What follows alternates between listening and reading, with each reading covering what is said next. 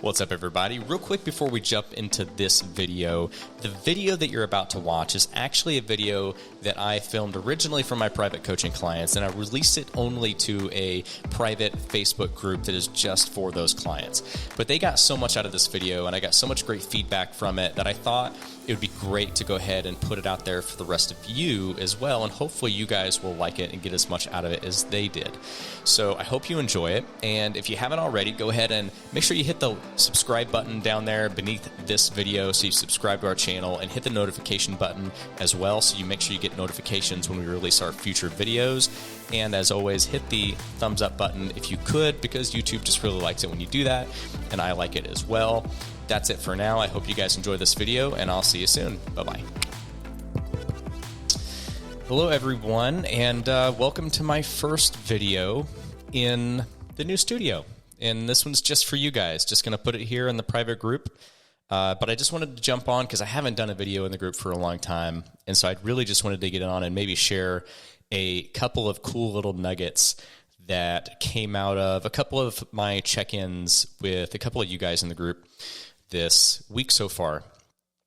And really they're both around the same subject, which is just how easy it is for us to talk ourselves out of doing something that is good for us and that will move us closer to our goal, and how easy it is to talk ourselves into doing something that we probably don't want to do, that doesn't support our goals at all.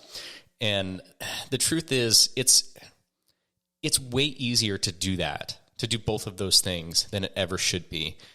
But that's the challenge that we all face when we have something that we're striving for, that we really want to accomplish.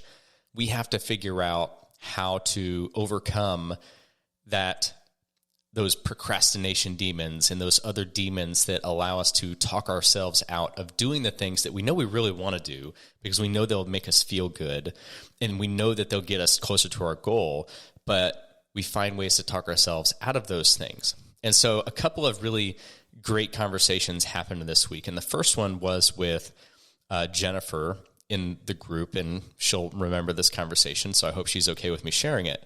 But and this is not unique to Jennifer, so I don't want Jennifer to think that I'm picking on her, because I deal with this, and so many people in the group deal with this. So the reason I'm sharing it is because my conversation with Jennifer is where this cool little nugget came out. But we were talking about this idea of how, when we're stressed and when we're busy and when there's just, life feels chaotic and it feels like the deck is stacked against us when we're trying to do all the things that we need to do to make progress toward our goals, just how easy it is to talk ourselves out of these things. And she said, you know what, but I'm getting to the point, I've had a rough, week or a rough couple weeks, and I've just reached my wit's end. And she said, I'm just at the point where, she said, it doesn't matter anymore. It doesn't matter how crazy my life is. It doesn't matter how hectic my work schedule is. It doesn't matter how, it doesn't matter what's going on.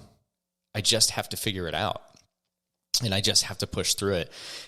But she used a word, and that word is a super powerful word that we all need to be using all the time when we're having these internal debates with ourselves. And that word is but.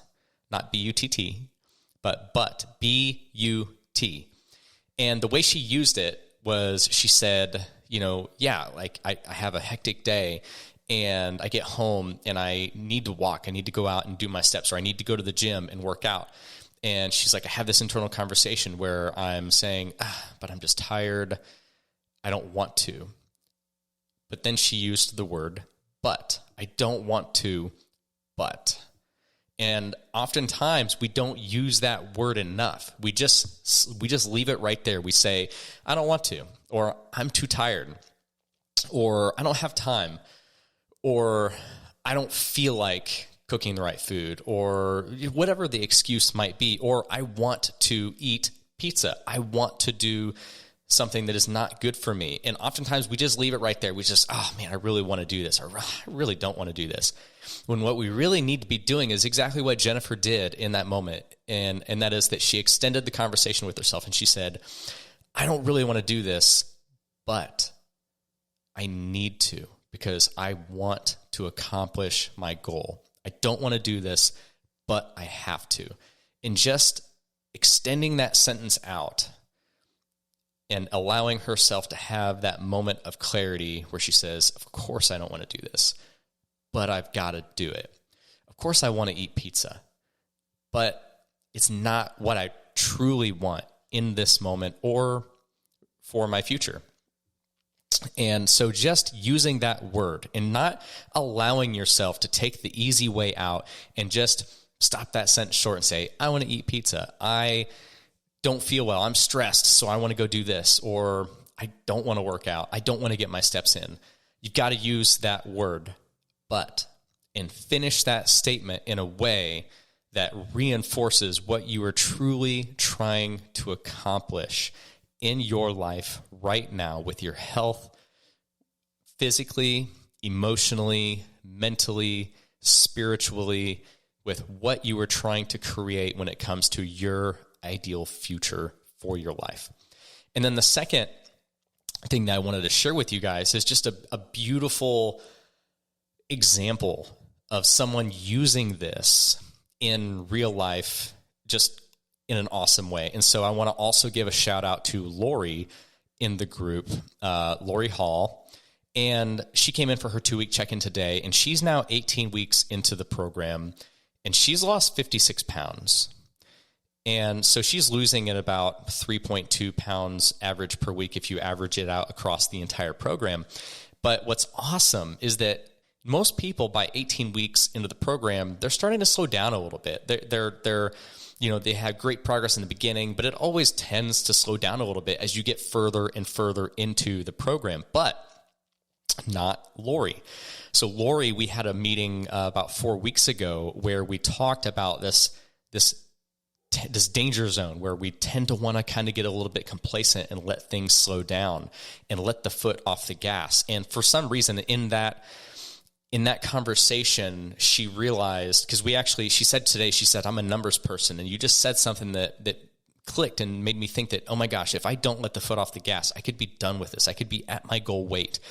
And I think she said 30 weeks or 33 weeks. And she just said that epiphany just really drove her. And so if you look at her step graph, right, her walking steps graph, she's tracking her steps in the app. And I'll put it up here, hopefully on the screen so you guys can see it.